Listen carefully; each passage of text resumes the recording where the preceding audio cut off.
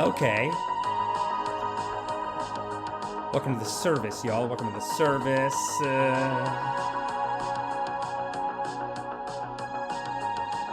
Let me know if you can hear me okay. If the audio to audio is playing okay. You can hear the background music. And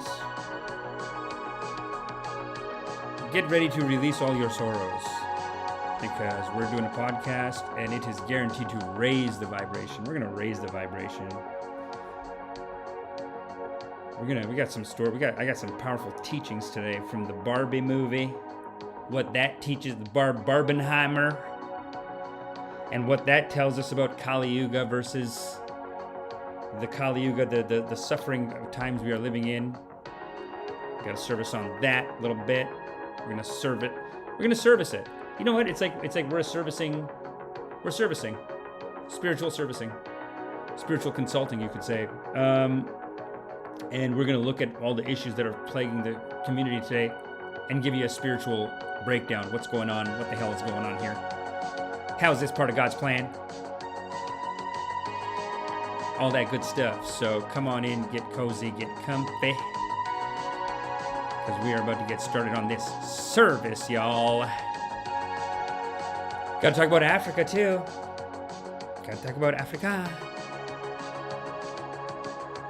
Burkina Faso, Mali, and Mali promise to defend Niger. This is big, people. This is a big deal. Just because it's in Africa, don't sleep on it because it's in Africa. Don't sleep on it.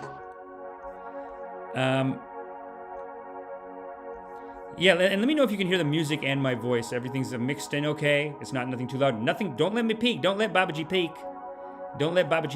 But yeah, thanks for coming in, everyone. We've got a very powerful service for y'all today. Got a very powerful service for everybody. Hold on. Here we go. And here we go. What's up, everybody? We got a big service today. Big service. Got a couple of vibration raising topics. Very important. Should give you a burst of energy that'll help you, really destroy your enemies, dominate the market, destroy your enemies. That's what we want to do. That's what all the topics are meant to do. And today, actually, first time I'm doing a new segment called The Highest Teaching. And we're going to start that at some point. I might do another topic first, but we're going to start that at some point. That's going to be basically my first in a biblical and spiritual series. And today we're going to be looking at the Book of Job, one of my favorite movies as a kid. And, even though I'm Hindu, you guys know that I'm Hindu, but I love Jesus and I love God. So even as a kid, I was watching it. I was watching all the Christian movies. And Book of Job was definitely one of my favorite. Read it in the Bible after. Not as good. I'll go through the differences. But for a story that's seen as a little bit on the Old Testament side, a little bit like, what is this about? Like, you know what I mean? God's just a tyrant in it. For a story that on the surface looks like that, we're going to discuss why it is actually the highest teaching. It's the most powerful teaching. It's a non-dual loving kindness teaching. Nobody knows it. I haven't been able to see a single interpretation. I've seen some interpretations touch on it, but I think the whole community is going to say this is a most powerful teaching. You're going to say this is the highest teaching. You're going to say this is the highest teaching. But before we get into that, let me just say hit the like, hit the subscribe. Add me on Instagram if you have any questions. If you want to chat, if you have topic ideas. I think I'm going to be doing some topics that were sent from some of our guests on today's show. So, it's always good to get topics from you guys. If you guys are seeing some low vibrational activities, send it in. Also, we want to start a new segment called Public Forgiveness. If anyone wants forgiveness for anything, we can do it here. I'm certified to do it. I got the certifications. You saw it off the top. Harvard certified in Buddhism, and now I have credentials of ministry. I really gotta. It's gonna go into the intro next episode. We're gonna put that in the intro. But I have certificate of ministry, so if anyone wants forgiveness, I can do the forgiveness. I got the certifications for it. And actually, according to loving kindness teaching and Christian teaching, you're already forgiven. So I'm not. Don't think that I'm being arrogant and I'm saying I can forgive. Actually, I'm just letting you know that I'm just telling you in different ways that you're already forgiven. That's the system. That's the system. What happened this week? Did some great stand-up comedy shows this week, actually. I was at Free Times Cafe. They're doing some of the best comedy shows. Free Times Cafe. They're unknowingly becoming one of the best comedy clubs in Toronto, and incredible shows there.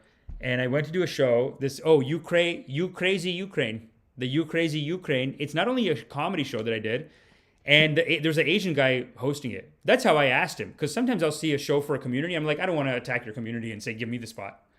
It's not that it's an attack, but it's for your community. But I don't know why I do that, because even the black show in Toronto, there's a Nubian show. I've done it twice, killed both times. And I don't know, I feel bad asking him. But then I asked him again, and he goes, yep, put you on the list. That's it. He's like, yep, got you on the list. Because it is a great honor to do the Nubian show, especially as a brown person. If you do the black show and you kill, this is a high honor. Because it is the kind of show where if you don't do well, they'll be like, just get him out of here.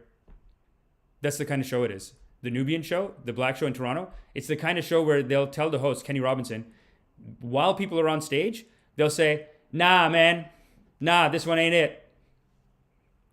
Bring the next one. So rude. But so real and righteous too at the same time.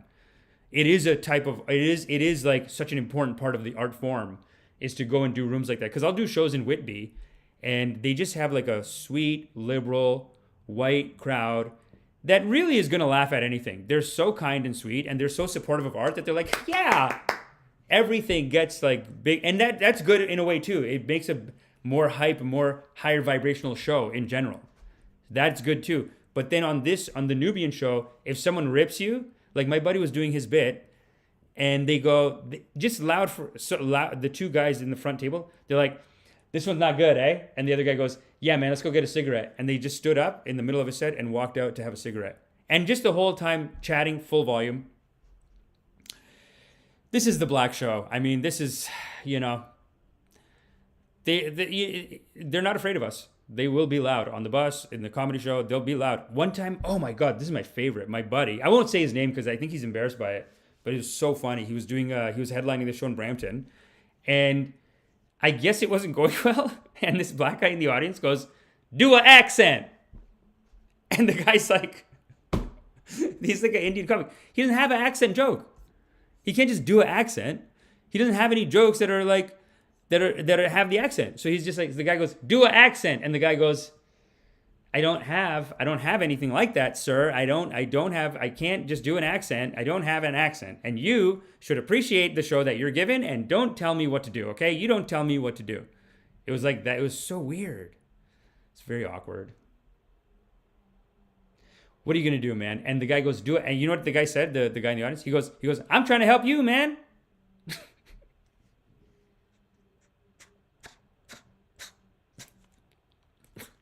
Release it.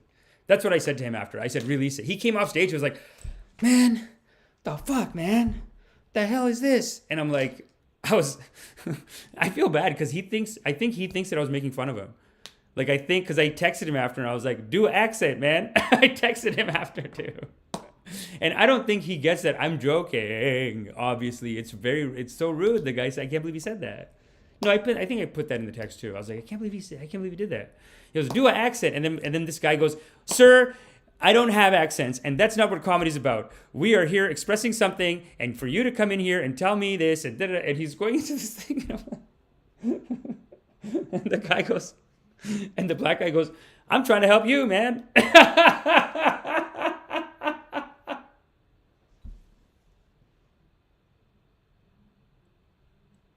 He goes, "I'm trying to help you, man. That's it. What are you doing? Last guy did an accent. Killed. You, no accent. Not going well. Do an accent." Oh my God. It's very rude. You can't do that. You can't do that to someone. How could you do that to someone? Anyway, you can't. But what do you do in the situation? You got to just be chill. You can't be like, "Sir, no, I'm not doing an accent because you said so. You don't tell me, sir." It was just such a debate. It was so sad, man. But anyway, what are you going to do?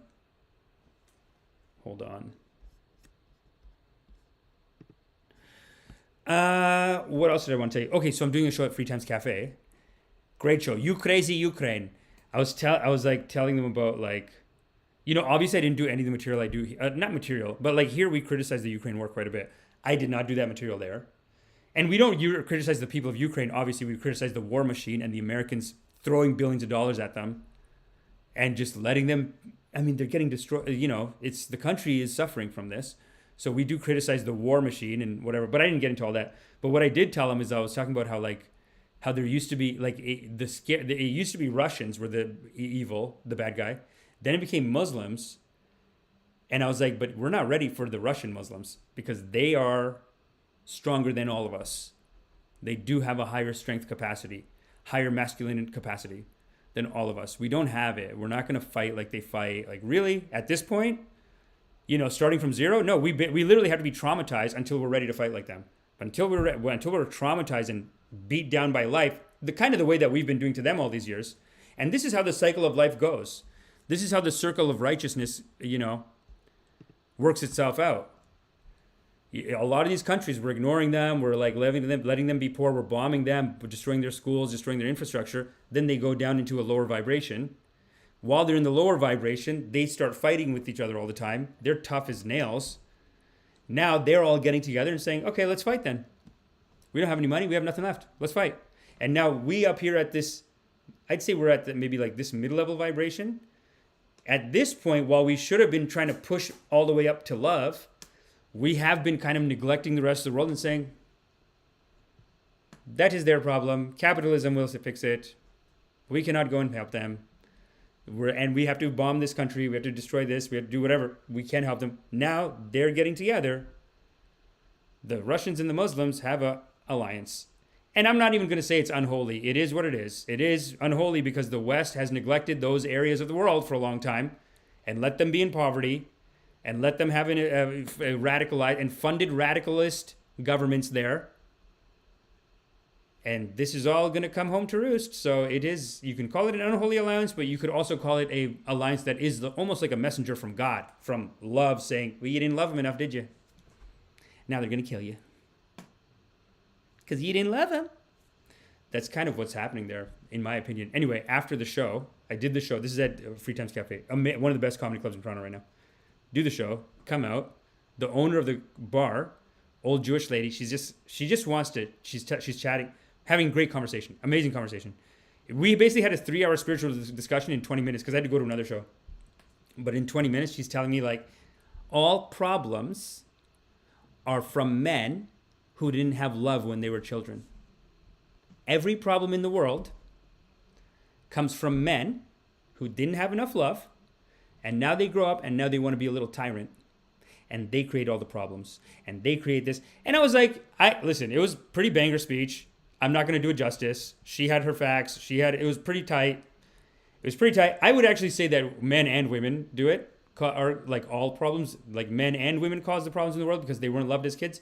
But she said men. She's referring more to like a patriarchal system where, we all have to go to war now and we all have to, support other people dying in a war and fighting and all this stuff. She's like, this is all patriarchal.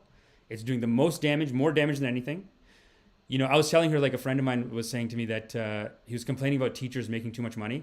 And he was basically saying like, they're just babysitters. They're not doing real work. They're babysitters. And then she was telling me like that, like a lot of men, the patriarchy thing makes us think like that about women who are raising kids, creating life and raising it.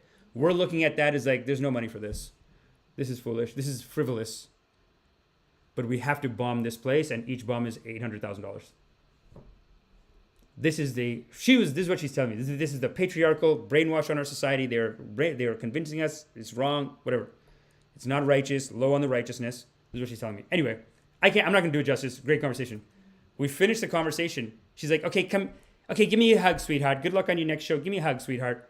She stands up, and then I stand up, and I guess like my chest, like, see, like right here, like my chest is so hairy that the hairs will poke out of the t-shirt.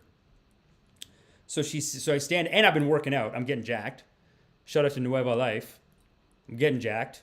Oh, I got to post a video on my Instagram. Love you, baby. I'm gonna post it. I'm getting jacked. The hair's popping out, and she stands up, After ripping the patriarchy, roasting men and the patriarchy for 20 minutes, but really it was 3 hours and 20 minutes. It was a very powerful discussion.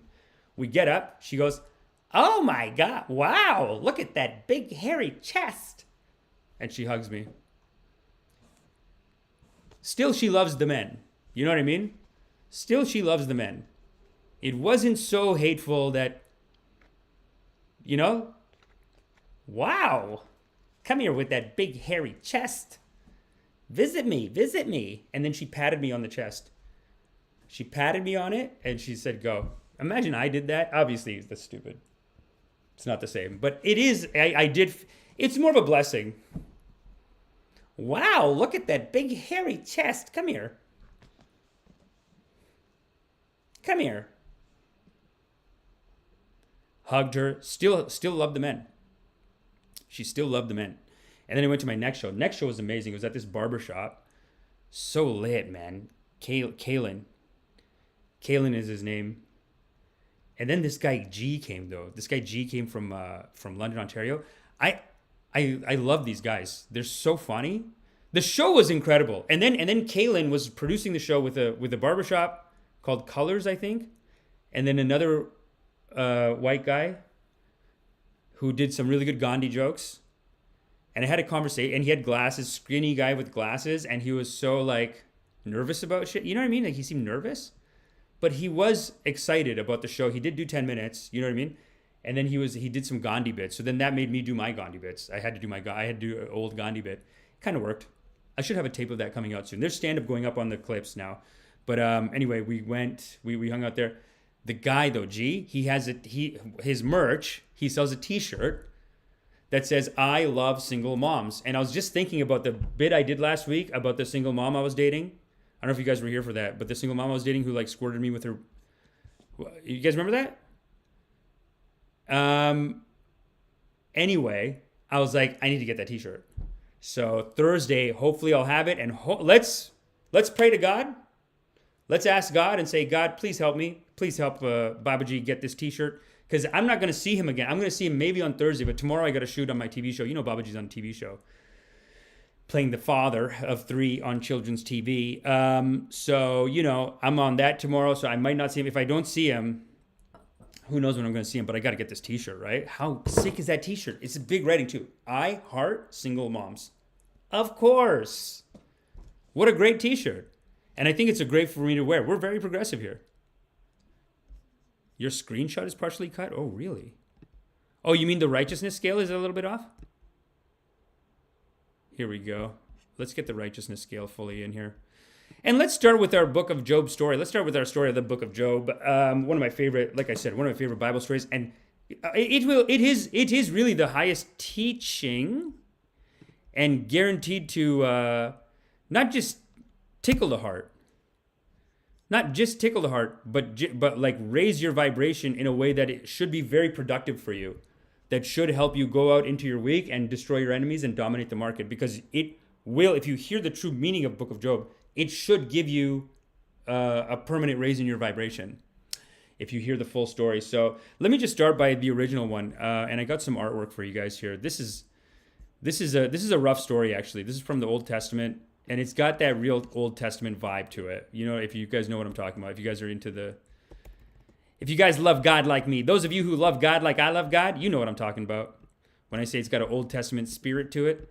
I mean, this is some of the artwork from it. This is Job. Hold on. Well, let's start with this guy right here. Let's start with this one. See, this is Job, right? And, oh, that's him. 11, look at this, is his abundant family, and they got the goats here. And the story of Job is interesting because basically what Job is he's the guy that loved God so much.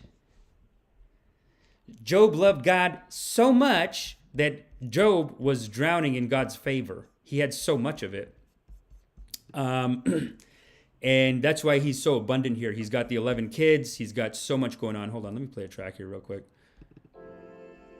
And hey, thanks everyone to the congregation for coming in. Andy Palin, Zerify, P. Morton, Just Random Something, Justin Consciousness with that ranch. DJ Damlao. Damlao! Am I saying that weird? Damlao! Alessandro Novella. Rewind Cat, single mom's t-shirt is cringe, but having said that, when I see people with I Heart Dads, I'm like, yeah, I still got it. Rewind Cat. Oh, so you think the I Heart Single Moms is cringe? I would love, I was just at a Patel family event, and I think it would have been so funny to go with the t-shirt on. You know what I mean? What do you guys think? Is it too much? I think it's just so silly. But the cringiness is the funniness of it. Anyway, I digress. Thanks everyone for coming. But yeah, let me tell you about the Book of Job. One of my favorite. When I was growing up, I saw this movie. It was so good. But I couldn't really, I tried to tell other people, and like, you know me, I love God. And most people don't really love God like I love God. So they were kind of like, yeah, you know, you're watching Bible stories. A lot of my white friends were like, you're watching the Bible stuff? Don't do it. They were taught, they were like, don't look at this. These teachings are not righteous. That's what a lot of my white friends would say to me. They're like, why are you reading up on Christianity? Actually, it's interesting because now in the culture, the culture's gone so anti, I find, religion, so atheist and anti-religion. Now, if you want to be rock and roll, before rock and roll means like, I don't care about God, I'm not going to church. Today though, if you want to be real rock and roll, you say, I'm going to church. I love Jesus. That's rock and roll now. It's gone full circle now. Actually, yeah, no, a lot of people. That's why you see a lot of stars. Jim Caviezel, he's saying, no, I love God. Mel Gibson. A lot of stars. It's a resurgence of these teachings. And Book of Job is one of the most powerful teachings. So anyway, this is I'll tell you the original story. And then I'm going to go outside of the ashram to do a little love math for you guys. Because I do have a board set up outside in the fairgrounds. I have a board set up, and we're going to go over there, and I'm going to show you, do a little love math on it. But I'll just tell you the original story first. So basically, Book of Job is a story where, yeah, this guy had so much of God's favor. God loved him so much.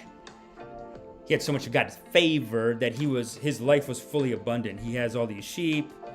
You can't see it here, but he's got a lot of slaves too. You know, he's got the slaves. He's got 11 kids, beautiful wife. If you look behind him, actually, that's all sheep back there. That's just a sea of sheep. This guy's rich, and he's got a ton of slaves too. So anyway, one day the devil goes to God and says, "Hey God, you think Job loves you? You think Job loves you because of you? Job only loves you because you gave him all this stuff. Job has one bad day, and he'd love me, God." That's a challenge. He puts a challenge to God, and God says, "Oh yeah, do it, take it." Do your worst. Job will never leave me. Job will never leave me. Job loves me. Go do it. Do it. Take it. Do whatever you want. So in the Bible, so in the original story, basically the devil first kills the slaves, then kills the sheep, then kills the business, the infrastructure, everything gets blown away, whatever. Then kills the family. Everyone. Or no, I think the family gets killed with the infrastructure because one of the buildings collapse, kills all the kids. This is going a little too far for just a little bet, right? And that's what most people see in this story. They just see that surface level pettiness. When I show you how this is actually the most highest teaching, you're gonna say this is a genius. How the hell did he figure this out? Because on the surface, it is told as a kind of a petty story. And the movie's even better, and the movie I think does even as like a lot of spirit to a lot of justice to the spirit of the story, because the movie's way worse. Like in the Bible, it's like everyone just dies at the same time. If you look at the movie, the way they made it was, and this is just some random movie that I saw when I was a kid. I can't find it anymore. There's like 1,000 movies on this, but that movie was so good because they basically they dragged out the suffering over like 2 years.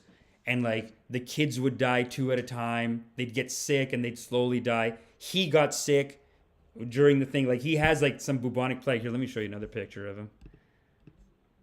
Hold on, where is this? There is another. This is the disease. This is how diseased he got. Oh my goodness. Job, what did they do to you, Job? What did they do to you? Look at him. His back's. This is some art from a museum, but this is what they did to him. He had nothing, and he was just like, he was very, not happy about that. And every time something bad would happen, the devil would come and say, "Hey, Job, now who do you love?" It's actually very similar, and this is a common trope that comes up in our culture a lot. because it is trying to tell us something. Actually, if you look at Batman, if you watch the Batman movies, the second one with Heath Ledger, the Joker does a similar kind of morality experiment on Batman. And you could say the Joker is like the devil in a lot of ways, in the sense that he does these practical morality jokes on people all the time. If you watch the old show, the Joker was always doing stuff like this, going to Batman. So if you watch the movie, the second one, and that movie is they're like a perfect representation of the characters, I thought. So of course they had this morality quandary that the Joker poses to Batman, and basically what he does is there's 2 ships full of people on the Gotham Harbor, and he basically gives them both a detonator for the other person's ship. And he basically tells Batman that, you see, you're working to save these people. They are not righteous. They will kill each other. And that's the bet he makes with Batman. And of course they don't. And then he's like mad, whatever. The same thing happens to Job. He's coming back. In the movie, this is what they show. I don't think they show this they say this in the Bible. In the movie, they show he keeps coming back. And he keeps saying, are you still of God? I can't believe what he's doing to you. And the devil doesn't even tell him. That's what they did in the movie. The devil comes to him, he says, I can't believe what he's doing to you. Can you believe this? Another child gone. Can you believe this? Why is he doing this to you? Come with me. But Job always says, no, I love God. Never turns his back on God. And the movie also was so good about it, is they had this the characters, the other characters that were in the show, they would come to him, and I don't think they do this in the Bible either, where the other characters that are in the movie, they would see Job, because before, when Job had all the favor, they would see him in the market or whatever, and they'd be like, there's Job, God loves him. I don't know how he gets so much of God's favor. That's how they would talk about him. But then after all this happened, they'd be like, you're a sinner, Job. Hey, Job. They'd tell their kids, look at that Job. He sinned real bad. That's why God took his favor away, Job. Isn't that right, Job? Stay away from my children. They would say, they in the movie, they go, stay away from my children, Job. You're a sinner. The way you've been sinning. Fix your life up so God can love you again. Job, get out of my... Stay away. That's what these guys... This is actually... This picture right here... That's not what they do in the Bible. In the Bible, what happens is his 3 friends come to see him after he loses everything, and they come and they're basically pointing finger at him and saying, first they stay with him silently for 4 days. After 4 days of silence, they say, you must have done something. And that's them pointing, you must be a sinner. You must be a sinner, Job. And the whole time he's maintaining his innocence, he said, guys, P. Morton says Old Testament don't give AF. It's true, man. I mean, these stories are so harsh, right? So you might be wondering now, this is what happens to Job. Basically, just so much suffering, right? In the end, all the kids are killed. Everything's gone. Then he has a talk with God. And he says, why do you do it? He kind of gets mad, almost like a Ned Flanders type of he kind of gets mad and he says, why'd you do it? And then there's an explanation given to him that actually is very non-dualistic in its teaching. And let me go over to our marker board and show you a couple more concepts here before we move forward on the Job story. So let's just go over there. I'm going to teleport outside real quick. Let's see if we got the coverage there.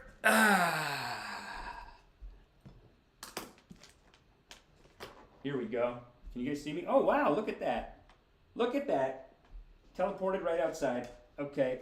Can you guys hear me okay, though? Can you guys hear me? Here, let me put on a quick track here while we're setting it up.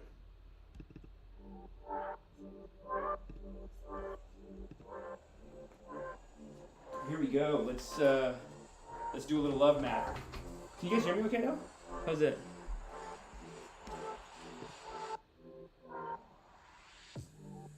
Wow. Nachama Gluck is here. Thanks, Nachama. And Nachama says, congregation is alive. Hello and praise be people. Praise be. Praise be. God is great. So let's do a little love math here. Let's look at the science. You know what I'm saying? Let's look at the science. Or the math, actually, I should say. So basically, in traditional teachings, we think, the Sufis have a quote about this. They say, God is not a man in the sky. but more like the feeling you get when you hear a good piece of music. That flutter in your heart.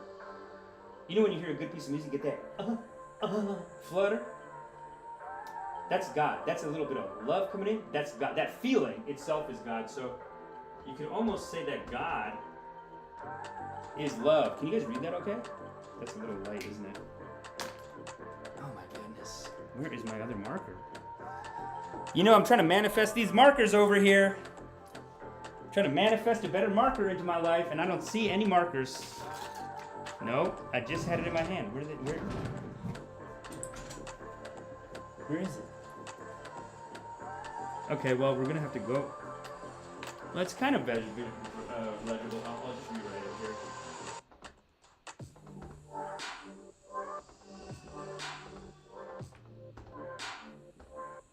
God is actually love.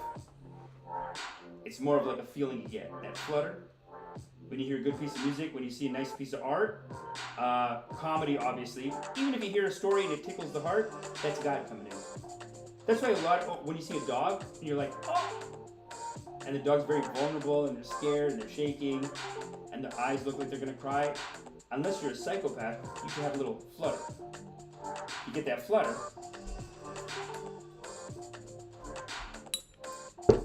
Oh, right. Oh, is the board reversed? Wow, good thing we got this righteous congregation here to let me know. First time running the board. Here we go. Let's see if we can do something with this here.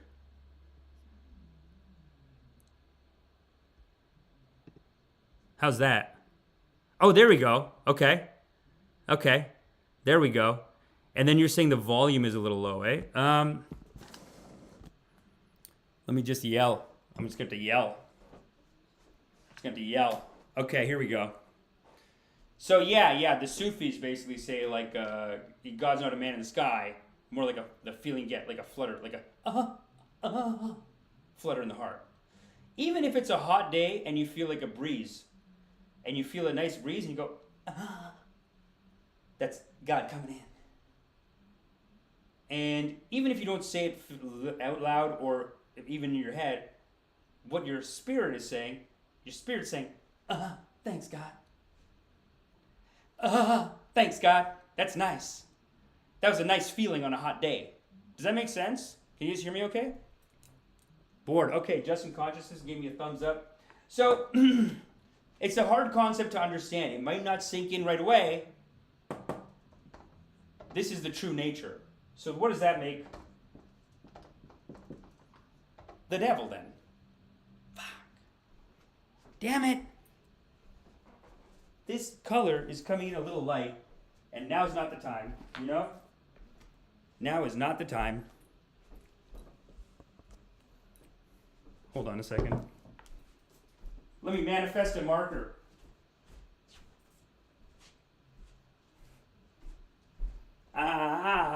It is manifest. Here we go. So now what does that leave us with? Here we go, right here.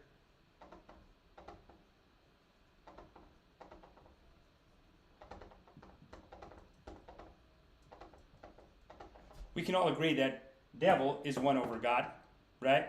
But as we've previously proven, God is love. One over love. And when I say love, I mean that feeling, that flutter. Good piece of music, you know, children playing, that kind of flutter. Therefore, the devil is fear. Do you see that? So now, what does that leave us with? Now we got Job.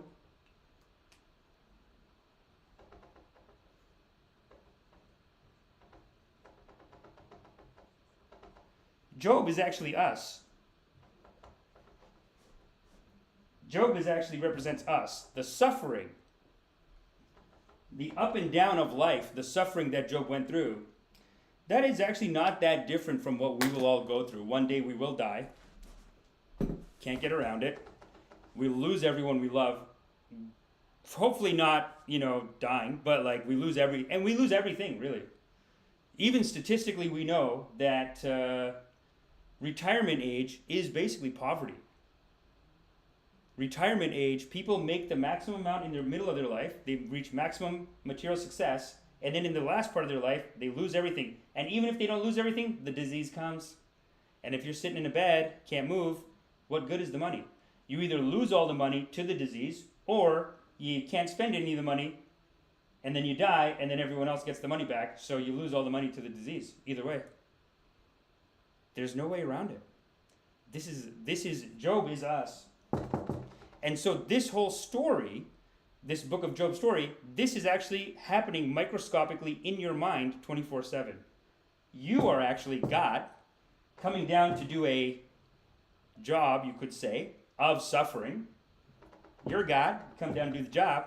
And then the mechanism for the suffering is God, it's the devil whispering in your ear every time, saying, hey, be fearful now. Maybe you should be more fearful.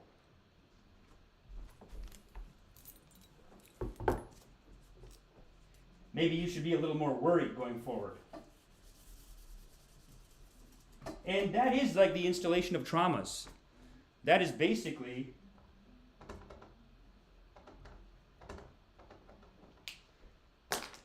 how traumas are installed in the system. And what your job is to do, actually, what your job is to do, is to be like Job. You could say that Job is someone who perfectly did the job that we're all supposed to be doing too. Every moment, a little whisper in your ear. Be afraid now. Be fearful now. This is a flutter, uplifting, joyful, loving feeling. This is a shrinking back, fear, negativity, doubt, ill will, anger. It's getting a little hot out here. Let me go back inside. Let's put that away. Thank you. Let's unmanifest slide. There we go. There we go. And if you look at if you read the story, basically this is the last thing I was going to show you, is that in the book of Job, God basically explains kind of like a non-dual philosophy. That's why a lot of people say Job is the first kind of New Testament character. Until him, and all the other characters in the story, all the ones that are pointing their fingers, that is kind of like, if you look at the Christian and the Jew, that's the major difference, is that the Christian has forgiveness, but the Jew says, you're a sinner. Not always, not all. Not all, but that's generally the major difference, is that these guys get forgiveness, these guys don't get forgiveness. So Job is like the last story in the Old Testament, some people say, or it's like the transitional story into like, it's going to be this philosophy now. And if you look at this is basically, if at the end of the book of Job, not the end, but like towards the end, he asks God, he really lays it down in front of God and says, you got to tell me what happened, and gets mad. And,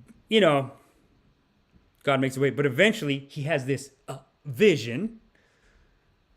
He has this vision. And in the vision, God's showing him this kind of like balance of life. He's showing him the system of it all, that this is a non-dual system. He doesn't say, they don't say exactly that. They basically say that you're part of my creation, and my creation includes these big monsters and these beasts. So, and he's showing him these like monsters and how vicious they are, how evil they are. He's saying like nothing can penetrate their armor, one breath and they'll kill you. They just cause havoc in this earth and with each other, but they are also part of my plan. So then whatever happened to you, it is nothing, basically. But in a loving way, he's saying like, the whole system is made for suffering. It doesn't do you any good after each suffering to install the negative installation, the trauma. You should always be coming out and saying, okay, well, still love God, still love, and you just move on. And then after that, Job gets everything back. He slowly rebuilds his life back, but he had to have the vision first. He had to see it all, and he slowly builds back, and he becomes rich. And that's it. That's it. But it does contain the most important teaching. If you look at his life, suffering. The Buddhists say life is suffering. The first noble truth of Buddhism, life is suffering. That's basically that life. And what they're teaching you through meditation is no matter what, because the first noble truth is life is suffering. The second noble truth is there's a path to suffering. That's the devil. That's doing what the devil says. That's the path to suffering. The third noble truth is that there is well-being, getting closer to God. And there's a path to well-being, and that is meditation. But meditation is abiding, is like sitting in that energy so that it's just recharging you and uplifting you. Yeah, that's it, people. That's the highest teaching. See how it feels in your heart. Let me know if it gave you a tickle in the heart. Let me know if you want to, if you have any questions about it. But that's it. That's it for that one. That's it, and make sure you hit the like, hit the subscribe, because there's going to be a lot of Christian teachers. They're going to say, this Hindu thinks he can talk about God. Well, sorry, and you got to tell them on behalf of me, you got to say, hey, my Babaji might be Hindu, but he loves Jesus, and he loves all the religions. So let them know, and hit the like, hit the subscribe. Let them know that's the righteous way to be. Zerify says, nice background. Thanks, baby. Love you. Let's see what we got next. Well, we do have a very righteous rip of the week, and then we have these Instagram posts that I wanted to review. And really just review the righteousness of them, because honestly, I don't see what the righteousness is, but let's go through some of these Instagram posts that I feel like I feel like they missed the mark. Digital Solutions Media says, I definitely need more love and meditation. It is your nature. It is your nature. Let's see, yeah, because I sent it to my friend Gavin. There we go. Okay. Yeah. Let's bring it up, shall we? Well, let's actually read some of our comments. Let's go to our break time. Hey, everybody. I got to get some new graphics made. We got to talk. Hey, Rewind Cat, we got to talk. We got to get some new graphics if you're available, if you're around. If you don't mind, brother, would appreciate it. I mean, whatever, if it behooves you, if you enjoy it, would love it. But this is our ashram. We are here at this digital ashram, and let's bring on. Oh, there's the congregation. A lot of hearts going up. What's up? Blessed teaching. As a Christian, I approve this message. Thank you, Just in Consciousness. All this beefing between the religions, I have always found it wild. You know what I mean? Rewind Cat says, I love the new outdoor view. It'd be great, Rewind Cat. It would be nice to get a view that's like right outside of the ashram. And I know you already sent me some stuff. I'm going to incorporate it into next week's graphics. Next week, Wednesday, 11/11, we're going to be back here. Every week, we're moving one closer and closer and closer to God. So make sure you hit the like, hit the subscribe, tell your friends. These are the highest teachings.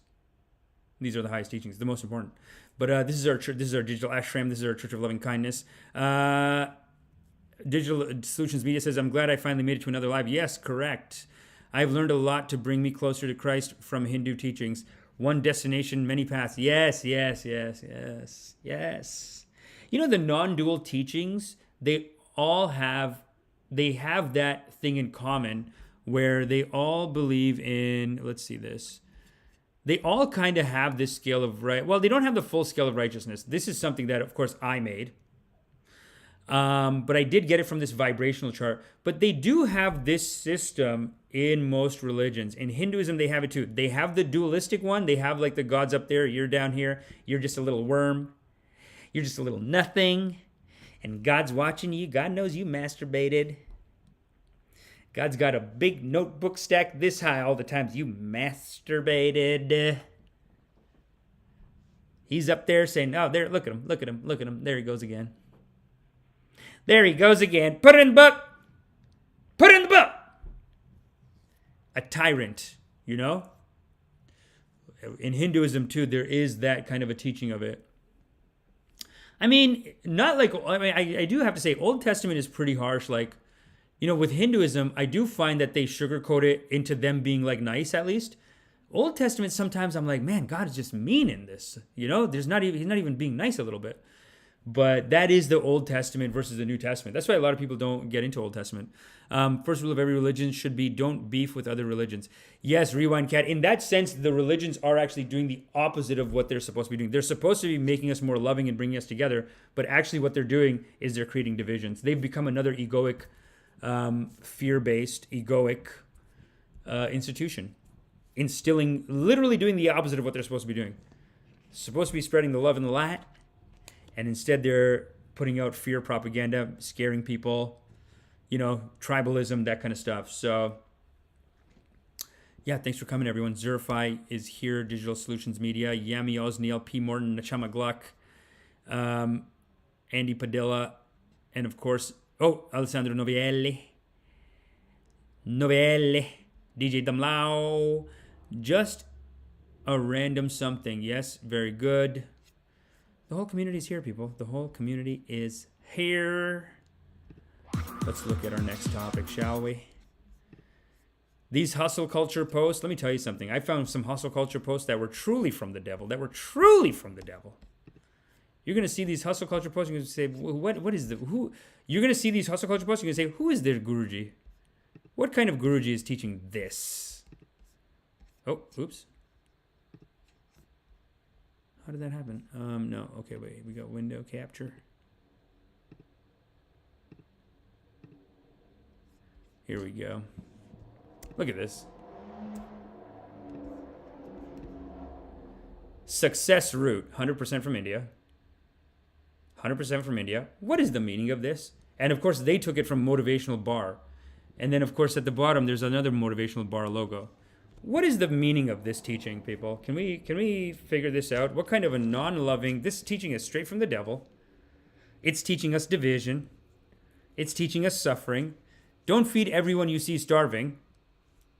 As if we're feeding too many starving people here. Is that it? Last time I checked, we need more starving people being fed. That would be a righteous teaching. He says, don't feed everyone you see starving. Some just need strength to bite you.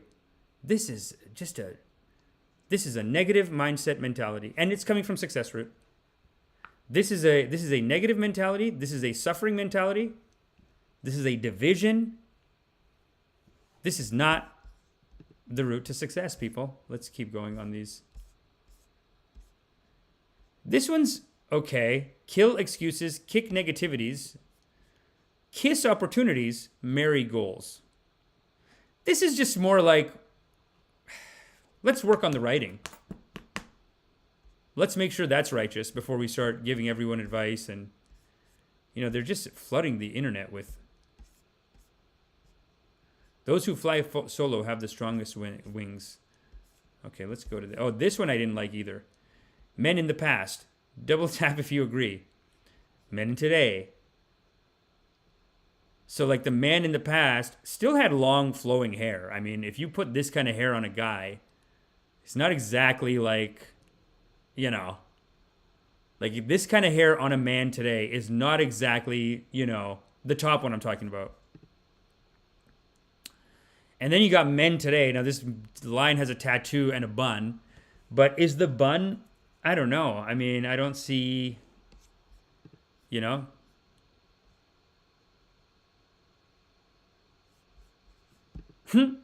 Digital Solutions Media. Do you use this? Do you use this kind of stuff? Oh, and Digital Solutions Media says, I don't know how to do it here. Okay, we're gonna talk in a second. But Digital Solutions Media, do you do these? Do you do this kind of stuff? Where you do like the this one I don't like. This trillionaire script, another very negative. Watch out in the culture. Watch out when you're out in the culture. You're on Instagram. These things just pop up. What is the meaning of this trillionaire script? First of all, trillionaire script, a little greedy, a little of the ego. There's no reason to go for a trillion.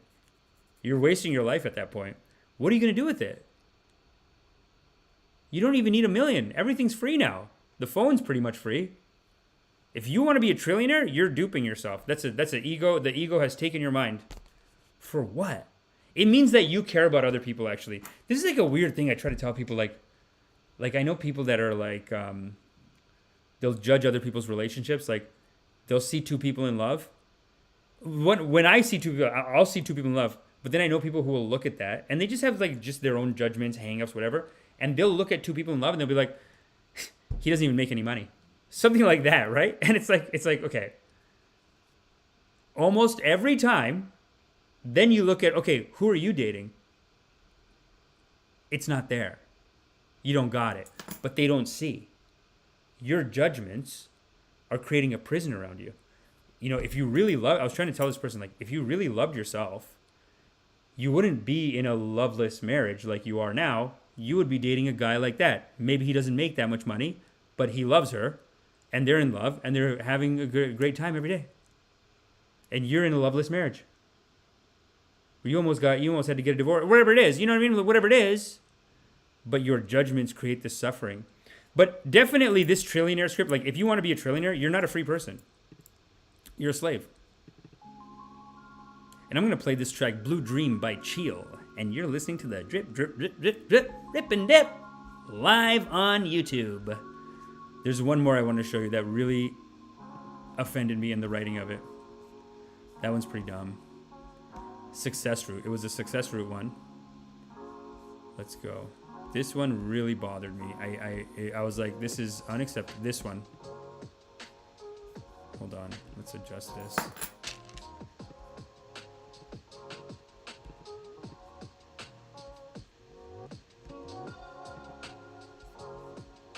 Hold on.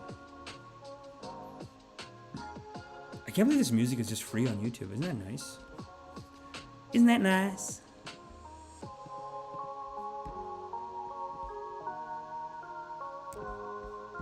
This one really hurt my feelings, okay? It says, I mean, what is this art?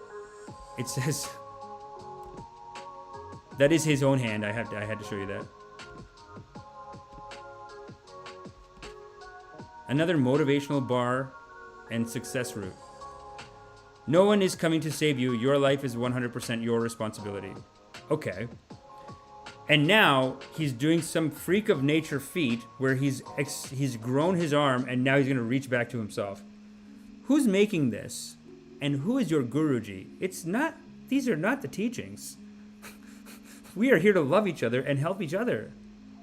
There should be people, a real motivational, inspirational, vibration-raisational, high vibrational, should have, even when you think no one is coming, the ones who love you most will be there for you. Something like this. And what do? They grow his arm out and bring it back? It's ridiculous. Let's go to and that's the problem with this hustle culture, man. It really shows you what the problem with our hustle culture mentality is, our capitalistic hustle culture mentality. Everyone out for themselves. Everyone's fighting. Tony S. says Dan Pena is the $1 trillion man. It's not worth it. Look at him. He's a maniac. Doesn't he bring a gun to his class? I mean, what are you doing in his class? It's ridiculous. He's like abusing these students.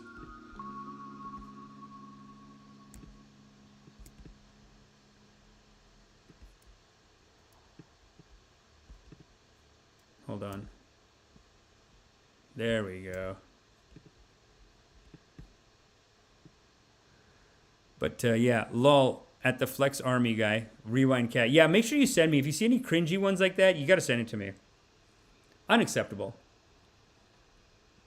Bro, focus on cash, not only ass. I mean, is that your teachings? Is that where you wanted to go with it? Lol at the Flex Arms guy. Fail. Anyone who thinks they're going to make it out of the mud on their own, they will. Yeah, I guess so. Wow, Digital Solutions Media. But Digital Solutions Media, you're saying that you got scammed by someone? Tell us. I don't know how to do it here. No. Amish, I have something major. I got scammed. Half scammed, LOL. Ah! Let me ask you, Digital Solutions, were you being greedy? Because I find that people who get scammed, you know what I think. I think a lot of people who get scammed, the one who scammed them is wrong. They're not righteous. But the people who got scammed, you were being a little greedy little pig, weren't you? Maybe you were being a little greedy little pig. I don't know. Actually, tell me what happened. Maybe you were being totally right. I don't know the situation. Just another multi-million-dollar client that has late on paying my media price. I'm giving him a little more time. Then I want to expose if he don't do the right thing. Yeah, trot. Right. So you took on some hustle culture scumbag as a client, and now he's not paying you, and you're like, well, this guy's not. Why isn't he paying me? Is that it? Is that it? You need the correct people with the right mentality to be able to prevail. No one builds any industry or business on their own. Dan still has a team behind him. Then he says it's all on his own time. Yeah. No, they will fail. Nope, being too generous. Digital Media Solutions says I'm being too generous. Okay, fair. Because you don't know. They don't. Yeah. No, it's not. It's you gotta work. You gotta look at art. Like, art has always attracted a lot of con artists. So the people that are doing social media, it is a lot of like get rich quick garbage, sadly. And we got to give a shout out to our boy Marco. Actually, we should cover this next week. Marco has been calling out these MLMs, and he's doing fine work on that, and we should honor him. And I think next week we're not have to, but lovingly we will honor Marco.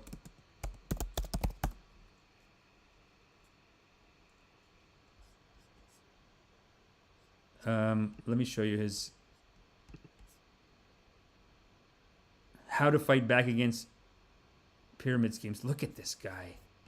He's truly doing like a good versus evil thing here.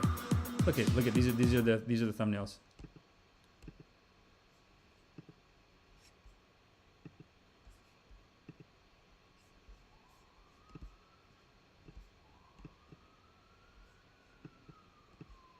Oh my God.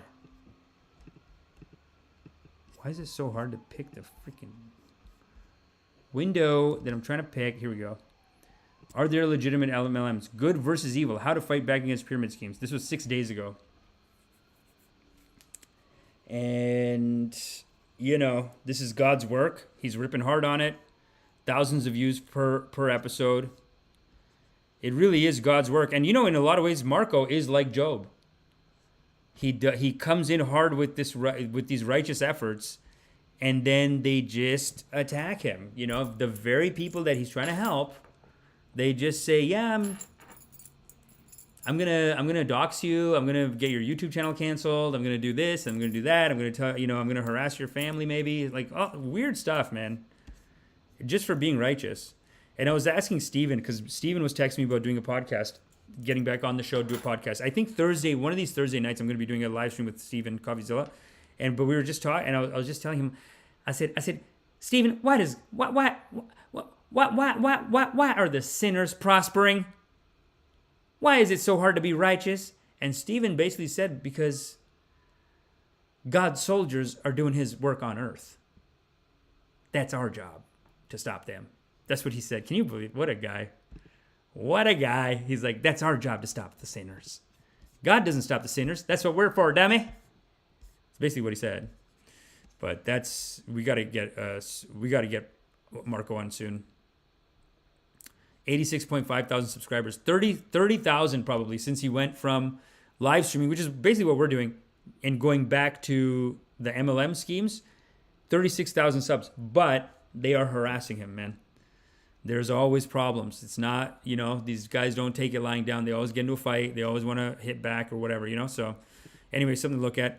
But let's go back to Digital Solutions Media for a second and see what he's saying. We want to make sure that Digital Solutions Media is saying, Justin Conscious says Marco is a beast. Yes, of course. I did 2 days of videography job for him, edited 21 vids, and now I'm waiting him to pay up. Digital Solutions, it is Kali Yuga, and it's a tough market out there, and you're going to get these sinners. You know what I'm saying? You're going to get these sinners. But when you took him on as a client, did you see any righteousnesses in his work? Just an honest question, just wondering. Did you see any righteousnesses in his work, or was it just like why do free work for this guy if he's if he's doing like some corny hustle culture garbage?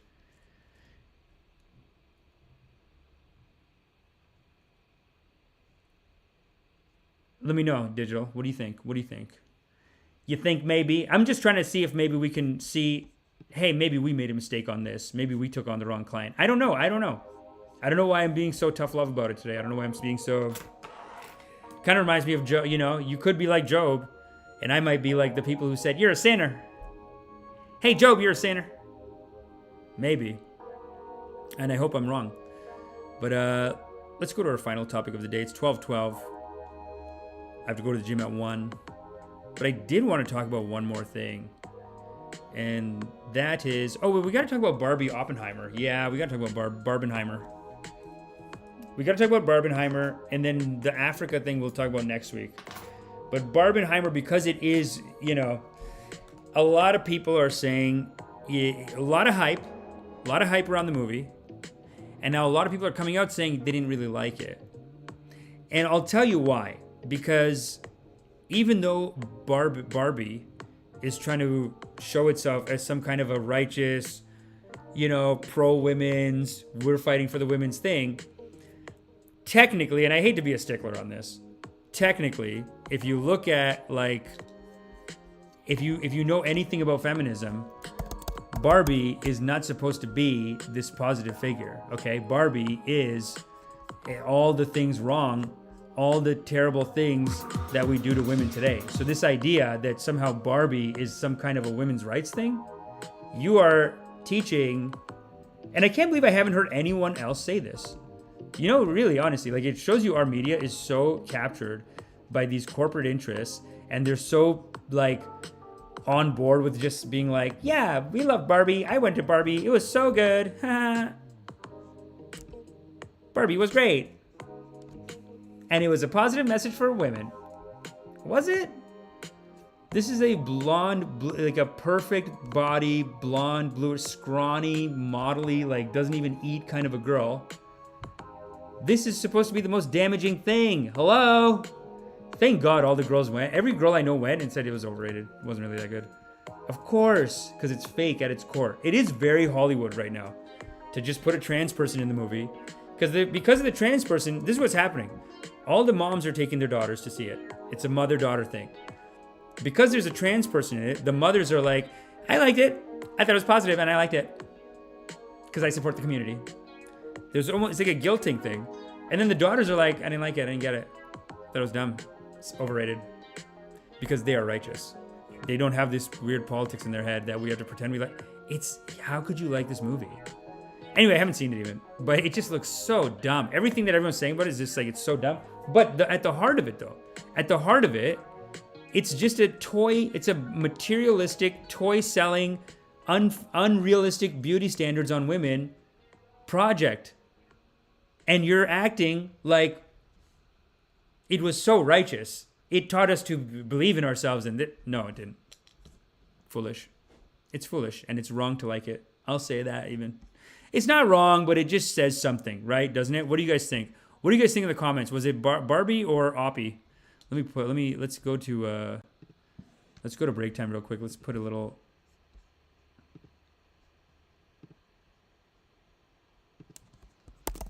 Who did it better? Oh, and also let me put on a track here. This is Quandrine Cream by Noir A. Blanc V right here on the drip and dip on YouTube.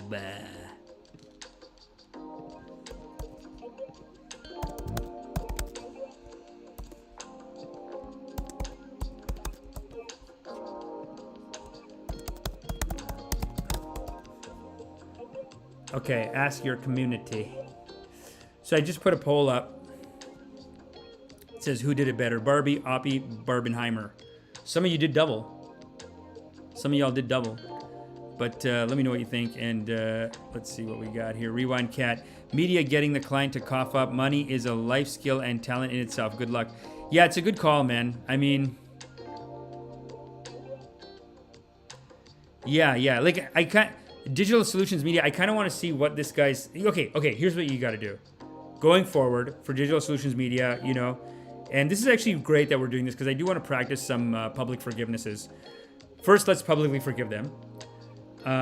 You know, it would be great if I had a call-in show where people called in and I could publicly forgive people, and I think that would be a great segment and very important for the community. Ooh, we're getting 67% on Oppie. Look at that. Hold on, I have to adjust it here. Okay, 67% say Oppenheimer. Very good. I like that. We have a righteous congregation here. I hope I didn't influence you. Of course, I didn't influence you. You are your own people, and you have decided. 67% are saying Oppie. Let's see what the others are saying. And 33% said Barbenheimer. 0 people said Barbie. Wow, what a righteous congregation. That is a very righteous congregation. So thanks everyone for coming in, voting on that, getting the votes in. That's great. Participating in the community. That's very good. And Digital Solutions Media. Yeah, let's forgive this client. And let's forgive ourselves for, because you know what the best thing to do now, I feel like, for any kind of work like this is, and my agents do this. I have agents, and they kind of do this for me. Everything's done in very positive, exciting terms of like, here's the bill, we expect payment on this day. Here's the bill, we expect 50% payment up front, and then the rest of it as we approach this milestone, and then after that, the rest of the post will be, you know, something like that. You almost want to set yourself up, your business up in a way that they have to almost pay. You know, find ways of doing that. And you can lovingly do that. Then when you're talking to them, it doesn't have to be, because what happens with businesses, I find, is that people end up in a situation where it's like, yeah, you have to pay up front. And then the guy's like, oh, what, you don't trust me? I say, no, yeah, I trust you, but like, you know, this is how we, whatever. And then you're in an awkward spot. If you preemptively, like, you can't ask for that. You almost have to preemptively expect the payment with an email and with language that puts it in a way that's like, so this is how our system works. We get the payment and we do this, and then we get the payment, we do this, we get the payment and we do this. That way it's fair for everyone. Nobody feels like they've done too much. It's like you almost got to find systems where it's like prepayment as much as possible, and then you're holding something of theirs on the final pay. Yeah, you got to, and you got to do it in a way that doesn't look like, yeah, I don't trust you. Because if you just say it, then it does feel a little bit like me against you. You don't trust me. But if you say that, yeah, we have this, some people try to blame it on like, we have this accounting software and it does this and this, and we have to do it like this. Sometimes people do that. They'll blame it on the accounting software. They'll say like, yeah, our basically our policy is like, we have to get the payment first, and it's the only way we can, because we actually pay our people in advance, and the money has to go through before the work can be started on. And it can be put in our system. Sometimes you use the word system. So say, it's not me, it's a system. We have a system in place that, yeah, you got to pay this much here, and then you pay this much here. Is that okay? And not even say, is that okay? You almost have the conversations you're having with them, like loving and fun, and about how much fun you guys are having together and what great things you're going to do together. But it's almost like then you have an enforcer. I mean, eventually you want to have an enforcer. Like my agents are like the enforcer. So if there's a director in town, or if there's a filmmaker in town, I can go have dinner with the director or filmmaker. We can hang out, we can chit chat, we can talk about the character, this and that. I don't have to sit there and be like, oh, you know, if you could pay in advance, that would be nice. Like that doesn't happen. I have the conversation, and then my agent sends a bill, and the bill says due immediately. Like she does all that for me. And it's almost like you got to find a system of getting your company to do that for you until you have the person to do that. Because even my niece, she works for a company. She's in accounting. She works for a company, but basically she's tough. And her job at the company is she makes people pay. And she implemented all kinds of things. Like she started putting on her emails, 285 days since payment, currently 218 days late. Payment currently 14 days late. Current payment, she implemented that. She was like, let them know that they haven't fucking paid. Payment due in this many days. Every email they have, payment pending on this. And she now, if she had set it up from the beginning, she wouldn't have even been in this situation. It's like, no, they pay first, and then the service is rendered, or it can be held in some kind of a escrow. If it's big enough, it's held in escrow, but that's even a hassle, so you don't want to do that. But you want to have it set up, and you know what I mean? Does that make sense, Digital Media Solutions? What do you think? How do you feel about that? Yep, that's how I did it for my first client. Just this one was spontaneous, plus it was a risk, right? Zemzem says, feminism TM, brought to you by Mattel. I know, right? So fake. Chatting from the phone is annoying. It is autocorrects and sends the messages on its own. Right, very forget. Oh, okay, I get it. Rewind Cat knows the game then. Heart, heart, love, love, laugh, laugh. It truly is like that. I have another client that's 3 months late on their monthly fee, but he's a good man. He pays. Interesting. Yeah, no doubt. But yeah, you want to almost have that stuff set up in a way that it just doesn't happen. You know what I mean? The best way to deal with those situations is just make sure they don't happen again. Never be in a situation where you're asking someone for money. It's the worst. But anyway, it's 12:22, and what a righteous time to end this episode. So now we're only at 50% for Oppie, eh? You sinners. 17% of you went to Barbie. You sinners. Now it's at 43. It's still 43 Oppie and Barbenheimer. No, but you know what I mean, right? Like, don't go into Barbie thinking like it's going to be some... It is feminism brought to you by Mattel. It's materialism. It's so fake. It's like, this is the fake... Like, when the culture was at peak coolness, Barbie was an insult. Calling someone Barbie is calling them like you're like a bimbo who's obsessed with your looks. And just want to... I just want to drive my Corvette. I'm Barbie. It was seen as an insult at peak righteousness. Righteousness is low now. It's low. People call it late stage capitalism. And having low righteousness is its own suffering. And having a high vibration is its own reward. So make sure you keep your vibrations high. You know what I'm saying? Don't be like Job. Keep it high. Don't let the devil get in your head. And I'll see you next week. Alessandro Novielli says, I'm going with my GF to watch Barbie. You have to. It is your karmas. You have to go watch Barbie. But honestly, like, what is the meaning of this? It's supposed to be some feminist thing? It's supposed to be some women's empowerment? It's like a joke, man. It's like I just saw this video about war propaganda and how in these American video games, they'll take real American massacres and rewrite it in the video game so that they're like, oh no, the Russians did that. Like real, and the Russians didn't do that. Like the whole game will be historically accurate, and then some terrible thing that the Americans did, some like vicious, like they destroyed some innocent people, whatever. In the video game, they'll rewrite it. Oh, the Russians did that.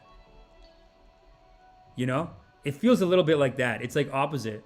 It's like they're taking the most anti-woman, materialistic, like damaging to women, damaging to their mental health and their feeling about themselves and all this stuff. They're taking the thing that's worse for that, and they flipped it, and they're like, no, it's the best for you.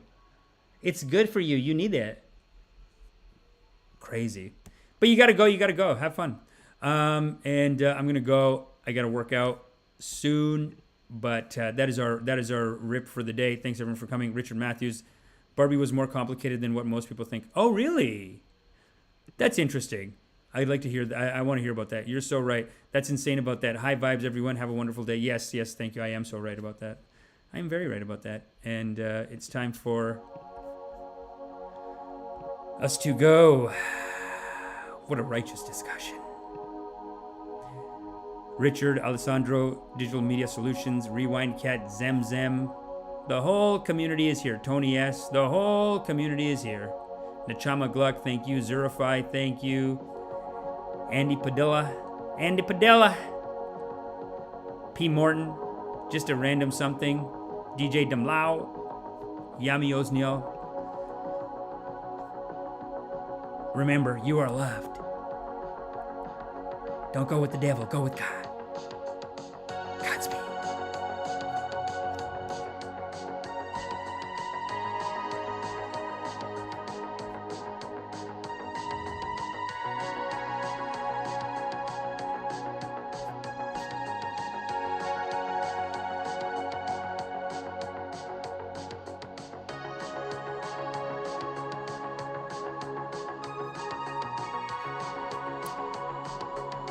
Just in consciousness, guess what? Well, we're just a little buttercup, aren't we?